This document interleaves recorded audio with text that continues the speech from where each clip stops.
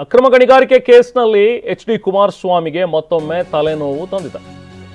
ಈ ಪ್ರಕರಣದಲ್ಲಿ ಪ್ರಾಸಿಕ್ಯೂಷನ್ಗೆ ಅನುಮತಿ ಕೊಡಬೇಕು ಅಂತ ಹೇಳಿ ಮನವಿಯನ್ನ ಮಾಡಿದ್ದಾರೆ. ಕಳೆದ ವಾರ ಗವರ್ನರ್ಗೆ ಮನವಿ ಸಲ್ಲಿಸಿದ್ದಂತಹ ಲೋಕಾಯುಕ್ತ ಅಧಿಕಾರಿಗಳು ಪ್ರಾಸಿಕ್ಯೂಷನ್ಗೆ ಅನುಮತಿ ಕೋರಿ 7 ತಿಂಗಳ ಹಿಂದೆ ಕೂಡ ಮನವಿ ಮಾಡಿದ್ರು.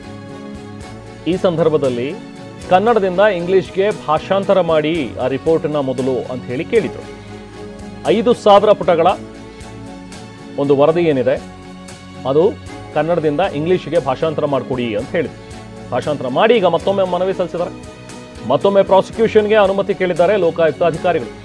ಶ್ರೀ ಸಾಯಿ ವೆಂಕಟೇಶ್ವರ ಮಿನರಲ್ಸ್ಗೆ ಜಮೀನು ಮಂಜೂರು ಮಾಡದಂತಹ ಪ್ರಕರಣ ಇದು.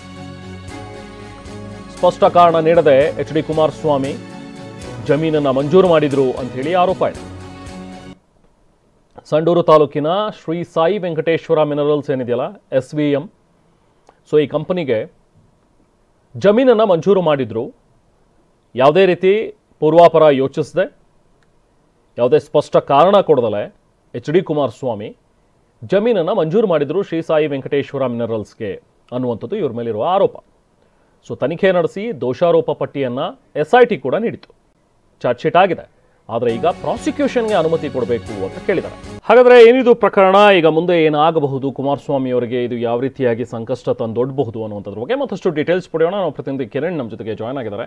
ಕಿರಣ್, ಈ SVMಗೆ ಕೊಟ್ಟಂತಹ ಒಂದು ಜಾಗದ ವಿಚಾರ, ಎಕ್ಸಾಕ್ಟ್ ಆಗಿ ಇಲ್ಲಿ ಅಕ್ರಮ ನಡೆದಿದೆ ಅನ್ನುವಂಥದ್ರ ಬಗ್ಗೆ ಏನಿರುವಂತಹ ಆರೋಪ ಕುಮಾರಸ್ವಾಮಿ ಅವರ ಮೇಲೆ ಒಂದು, ಜೊತೆಗೆ ಈಗ ಇಂಗ್ಲಿಷ್ನಲ್ಲಿ ಕುಡಿ ಅಂತ ಕೇಳಿದ್ರು, ಅದನ್ನ ರೆಡಿ ಮಾಡಿದರೆ ಮತ್ತೊಂದು ಸತಿ ಮನವಿಯನ್ನ ಮಾಡಿದ್ದಾರೆ. What next? ಹಾಗಾದ್ರೆ ರಾಜ್ಯಪಾಲರು ಇದಕ್ಕೆ ಅನುಮತಿಯನ್ನ ಕೊಡಬೇಕಾಗತ್ತಾ? ಅಕಸ್ಮಾತ್ ಕೊಟ್ಟಂತ ಸಂದರ್ಭದಲ್ಲಿ ಕುಮಾರಸ್ವಾಮಿಗೆ ಎಷ್ಟು ಸಂಕಷ್ಟ ಎದುರಾಗಬಹುದು, ಯಾವ ರೀತಿ ಸಂಕಷ್ಟ ಎದುರಾಗಬಹುದು? ಈಗ ರೆಹಮಾನ್, ಮುಖ್ಯವಾಗಿ ಲೋಕಾಯುಕ್ತರಾಗಿದ್ದಂಥ ಸಂತೋಷ್ ಹೆಗ್ಡೆ ಅವರು ಈ ಒಂದು ಮೈನಿಂಗ್ ಅಕ್ರಮ ಗಣಿಗಾರಿಕೆ, ರಾಜ್ಯಾದ್ಯಂತ ನಡೆದಂಥ ಅಕ್ರಮ ಗಣಿಗಾರಿಕೆ ಸಂಬಂಧಪಟ್ಟಂತೆ ತನಿಖೆಯನ್ನು ಮಾಡಿ ಅದರಲ್ಲಿ ಎಲ್ಲೆಲ್ಲಿ ಯಾವ್ಯಾವ ಥರ ಯಾರ್ಯಾರು ಇದನ್ನು ಮಾಡಿದ್ದಾರೆ ಅನ್ನೋದನ್ನು ಕಂಪ್ಲೀಟಾಗಿ ಅವರ ಅಧಿಕಾರಿಗಳಿರ್ಬೋದು, ರಾಜಕಾರಣಿಗಳಿರ್ಬೋದು, ಮುಖ್ಯಮಂತ್ರಿಗಳಿರ್ಬೋದು, ಯಾರ್ಯಾರು ಏನು ಮಾಡಿದ್ದಾರೆ ಅನ್ನೋದು ಕಂಪ್ಲೀಟಾಗಿ ರಿಪೋರ್ಟ್ಗಳನ್ನು ಕೊಟ್ಟಿದ್ರು. ಈ ಒಂದು ರಿಪೋರ್ಟಿನ ಹಿನ್ನೆಲೆಯಲ್ಲಿ ತನಿಖೆ ಮಾಡೋಕ್ಕೋಸ್ಕರ SITಯನ್ನು, ಲೋಕಾಯುಕ್ತ ಅಡಿಯಲ್ಲಿ SITಯನ್ನು ರಚನೆ ಮಾಡಿದಂಥ ಅಂದಿನ ಸರ್ಕಾರ, ಅಂದರೆ 2007ನಲ್ಲಿ ಇವರು ಏನು ಸಾಯಿ ವೆಂಕಟೇಶ್ವರ ಏನು ಮೈನಿಂಗಿಗೆ ಇವರು ಲೀಸ್ಗೆ ಕೊಟ್ಟಿದ್ದಾರೆ, ಕೆಲವೊಂದು ನಿಯಮಗಳನ್ನ ಗಾಳಿಗೆ ತೂರಿ ಮುಖ್ಯಮಂತ್ರಿಗಳಾಗಿದ್ದಾಗ ಅನ್ನೋ ಒಂದು ಆರೋಪ ಇತ್ತು. ಈ ಸಂಬಂಧಪಟ್ಟಂತೆ SIT ಅವರು ತನಿಖೆಯನ್ನು ಮಾಡ್ತಾರೆ. ತನಿಖೆಯನ್ನು ಆದಮೇಲೆ ಅವರು ಮುಕ್ತಾಯಗೊಳಿಸಿದ ಮೇಲೆ ಪ್ರಾಸಿಕ್ಯೂಷನ್ಗೆ, ಅಂದರೆ ಚಾರ್ಜ್ ಶೀಟನ್ನು ಫೈಲ್ ಮಾಡ್ಕೊಳ್ಳೋಕ್ಕೆ ಗವರ್ನರಿಂದ ಅನುಮತಿಯನ್ನು ಕೂಡ ಕೊಡಬೇಕು ಅಂತ ಕಳೆದ ವರ್ಷನೂ ಕೂಡ ಕೊಟ್ಟಿದ್ರು. ಈಗಾಗಲೇ 2 ಬಾರಿ ಕೊಟ್ಟಿದ್ರು. ಇದಕ್ಕೆ ಸಂಬಂಧಪಟ್ಟಂತೆ ನವೆಂಬರ್ನಲ್ಲಿ ಕೊಟ್ಟಾಗ ಗವರ್ನರ್ ಹೇಳಿದ್ರು, ಏನು ಕೊಟ್ಟಿದ್ದು ಒಂದು ರಿಪೋರ್ಟು ಅದು ಕನ್ನಡದಲ್ಲಿದೆ, ಅದು ಇಂಗ್ಲೀಷಲ್ಲಿ ಟ್ರಾನ್ಸ್ಲೇಷನ್ ಮಾಡಿ ಕೊಡಿ ಅಂತ ವಾಪಸ್ಸನ್ನು ಕಳಿಸಿದ್ರು.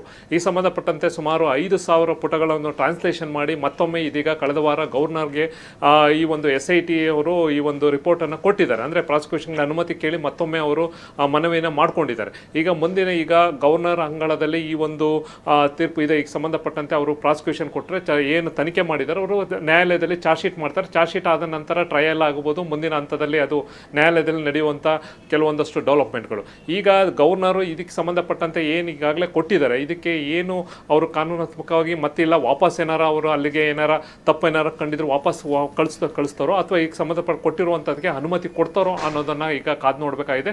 ಈಗ ಸಂಬಂಧಪಟ್ಟಂತೆ ಗವರ್ನರ್ ಅಲ್ಲಿರುವಂಥ ಲೀಗಲ್ ಟೀಮ್ ಕಂಪ್ಲೀಟಾಗಿ ಏನು ಕೊಟ್ಟಿರುವಂಥ ರಿಪೋರ್ಟನ್ನು ಸ್ಟಡಿ ಮಾಡಿ ಅದಕ್ಕೆ ನಂತರ ಇದಕ್ಕೆ ಪ್ರಾಸಿಕ್ಯೂಷನ್ ಕೊಡ್ಬೋದೋ ಬೇಡವೋ ಅನ್ನೋದನ್ನು ಅವರು ತೀರ್ಮಾನ ಕೊಡ್ತಾರೆ. ಇನ್ ಕೇಸ್ ಏನಾರು ಅವರು ಅನುಮತಿ ಕೊಟ್ಟರೆ ಅದು ಕೋರ್ಟ್ನಲ್ಲಿ ಏನು ಚಾರ್ಜ್ ಶೀಟನ್ನು ಫೈಲ್ ಮಾಡ್ತಾರೆ ಕುಮಾರಸ್ವಾಮಿ ವಿರುದ್ಧ, ಮತ್ತು ಅಲ್ಲಿದ್ದಂಥ ಯಾರು ಅಧಿಕಾರಿಗಳು ಅವತ್ತಿನ ದಿನದಲ್ಲಿ ಏನೇನು ತನಿಖೆ ಮಾಡಿದಾಗ ಫೈಂಡಿಂಗ್ಸ್ ಏನೇನು ಯಾರ್ಯಾರ ಮೇಲೆ ಬಂದಿದೆ, ಆರೋಪ ಬಂದಿದೆ, ಅವ್ರದ್ದು ಅದಕ್ಕೆ ಸಂಬಂಧಪಟ್ಟಂತೆ FIR ಅಲ್ಲಿರುವಂಥವ್ರು ಅವ್ರನ್ನ ತನಿಖೆಯನ್ನು ಮಾಡಿದ ನಂತರ ತನಿಖೆ ಮಾಡಿರುವಂಥ ರಿಪೋರ್ಟನ್ನು ಕೋರ್ಟ್ಗೆ ಕೊಡ್ತಾರೆ. ಕೋರ್ಟಲ್ಲಿ ಟ್ರಯಲ್ ಆಗುವಂಥದ್ದು ಇದು ಪ್ರೊಸೀಜರು. ಈಗ ಅದಕ್ಕೆ ಕೊಡಬೇಕೋ ಬೇಡವೋ ಅನ್ನೋದು ಈಗ ಗವರ್ನರು ಮುಂದಿನ ಹಂತದಲ್ಲಿ ಡಿಸೈಡ್ ಮಾಡುವಂಥ ನೋಡಬೇಕಾಗಿದೆ. ರೆಹಮಾನ್.